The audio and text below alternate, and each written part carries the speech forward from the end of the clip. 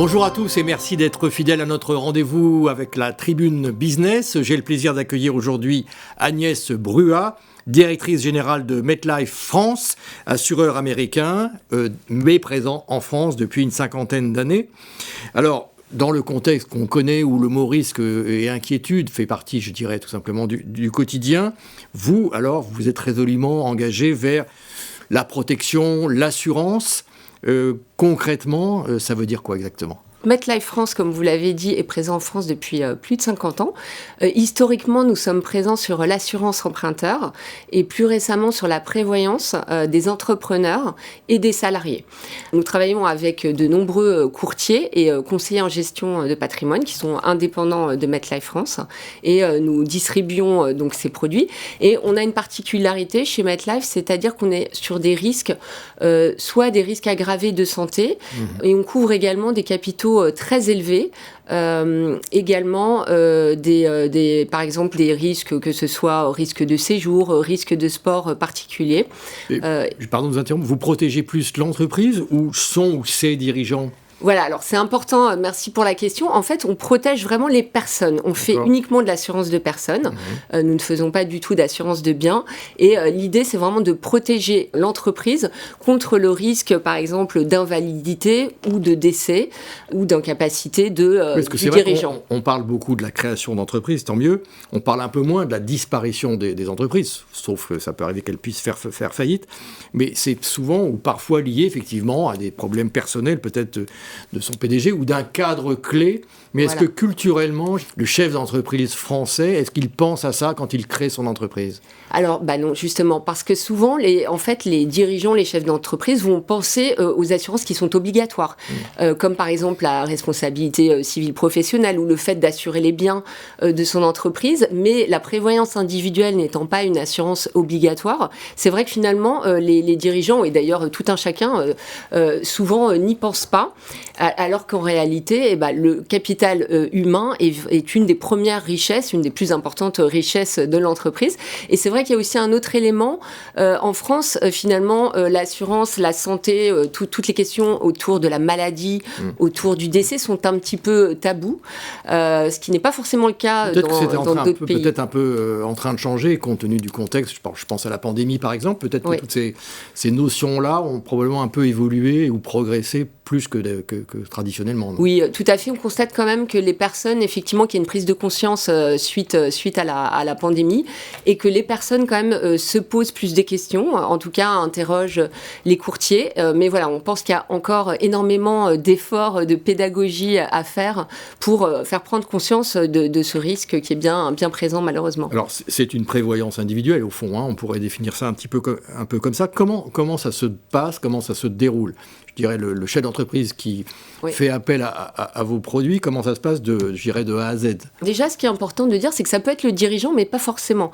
Parce que ça peut être aussi une personne clé de l'entreprise, qui n'est pas forcément le dirigeant, mais qui a une expertise particulière. Mais c'est une démarche individuelle de sa part ? Alors, c'est l'entreprise qui peut le faire pour lui ? Voilà, c'est l'entreprise, en fait, qui va avoir la démarche, vous avez raison, tout à fait, de souscrire une assurance personne clé. Donc, c'est l'entreprise qui sera à la fois souscriptrice, donc qui va payer la prime, et qui sera aussi bénéficiaire, c'est-à-dire qu'en cas de décès de la personne clé ou d'invalidité ou d'incapacité, eh bien, c'est l'entreprise qui va toucher soit un capital, soit des indemnités journalières. Et ça Comment peut être... ça se calcule, ça, au départ ? C'est suivant le secteur, suivant la taille de l'entreprise ? Oui, alors en fait... Ou le profil du personnage clé dont vous parlez ? Oui, alors en fait, c'est lié aux résultats d'exploitation de l'entreprise. On parle, par exemple, le capital peut être entre 3 et 5 fois le résultat d'exploitation de l'entreprise.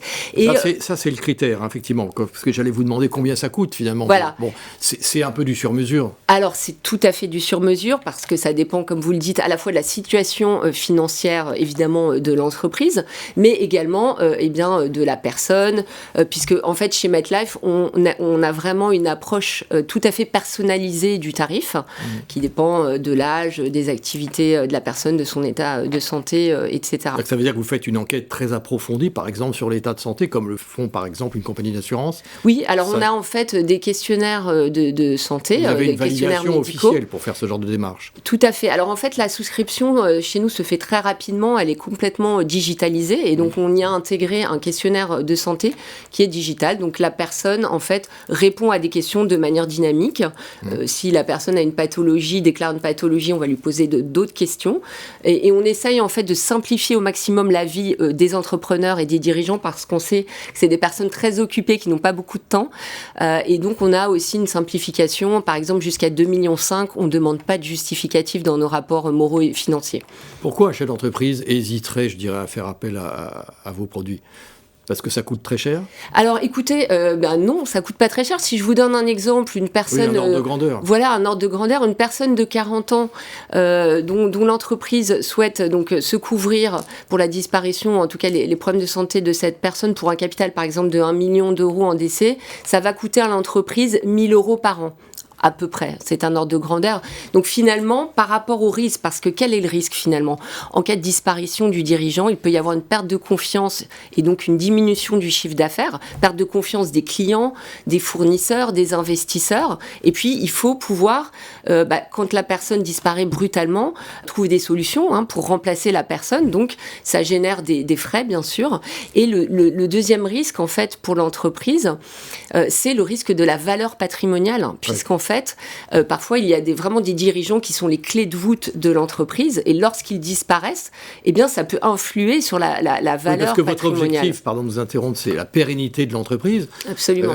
Après, en cas, par exemple, de drame, d'accident, de décès d'un chef d'entreprise, on ne trouve pas forcément du jour au lendemain son remplaçant. Absolument, oui, donc, tout à fait. avec pas de certitude sur la viabilité de l'entreprise. Oui. Donc là, vous intervenez aussi à ce stade-là. Alors, en fait, le fait de verser ce capital, ou ces indemnités journalières va permettre de gagner du temps, va permettre à l'entreprise de s'organiser pour trouver la bonne personne qui va être à même de reprendre l'entreprise. Comment ça se passe vis-à-vis du fisc, tout simplement, fiscalement parlant, compte tenu de la réglementation française, par exemple ? Alors, merci de poser la question parce que justement, c'est intéressant puisque la prime, en fait, est déductible du bénéfice imposable en tant que charge d'exploitation, donc c'est très intéressant. Et en cas, malheureusement, de décès ou d'invalidité, le capital qui est versé en tout cas en cas de décès, il va pouvoir en fait être considéré comme un profit exceptionnel et donc la taxe pourra être lissée sur plusieurs années. Quelle est votre différence par rapport à une compagnie d'assurance plus classique, peut-être plus connue ? C'est quoi votre différence ? C'est le sur-mesure, justement ? Alors, exactement. Le sur-mesure et notre expertise en prévoyance qu'on a développée donc, depuis de nombreuses années, le fait qu'on soit aussi un grand groupe international, ça nous permet d'avoir accès à beaucoup de données de santé, notamment dans d'autres pays. Et donc, on a vraiment aussi cette particularité d'avoir des inspecteurs. Donc, on a 35 inspecteurs qui sont sur le terrain. Ça, c'est pour la France ? C'est pour la France, donc répartis dans toute la France et qui vont avoir vraiment une relation de proximité avec les courtiers, avec les conseillers en gestion de patrimoine. Et ils vont pouvoir les conseiller. Donc nous, on a vraiment l'habitude des très gros dossiers. On assure des très gros capitaux, jusqu'à 50 millions d'euros en décès. Oui, ça veut dire grande entreprise. C'est pas TPE, PME, si ? Eh bien, si, justement, on peut assurer toutes sortes en fait, d'entreprises. C'est vraiment notre capacité de s'adapter aux besoins en fait, du client qui va faire la différence. Toute dernière question, Agnès Brua. Vos perspectives de croissance pour 2022, c'est quoi ? Écoutez, elles sont très bonnes puisque nous diversifions en fait via d'autres modèles. Nous cherchons à chaque fois à trouver de nouveaux distributeurs.